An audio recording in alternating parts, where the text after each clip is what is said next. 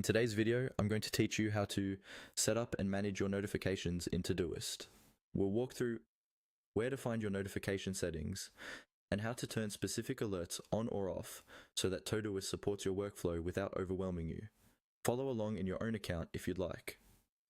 First, make sure you're logged into Todoist on your computer. Look towards the top left of your screen, where you'll see your profile name. Right next to your name, there's a small arrow icon. Go ahead and click that arrow. This opens a quick menu related to your account and preferences.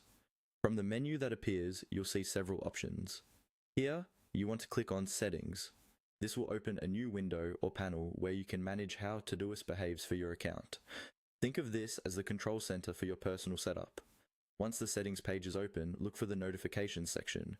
Depending on your layout, this might appear as a tab or as an item in a list on the left-hand side. Click on Notifications to open all the options related to alerts and reminders. You'll now see a list of different notification types. These might include things like task reminders, comments on shared tasks or projects, and updates from collaborators.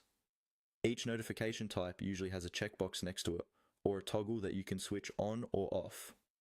To turn a notification on, check the box next to it. If you no longer want to receive that type of alert, simply uncheck the box. Take a moment to go through each option carefully and think about what you truly need. For example, you might want to keep due date reminders on, but turn off certain collaboration notifications if you find them distracting. As you adjust these settings, Todoist will automatically save your changes, so you don't usually need to look for a separate save button. However, it's a good idea to quickly review everything once you're done, just to make sure the right options are selected. When you've finished, you can close the settings window or navigate back to your tasks. Your new notification preferences will apply from now on.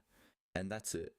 You've learned how to access your profile menu, open settings, go to the notification section, and enable or disable the alerts that matter most to you in Todoist.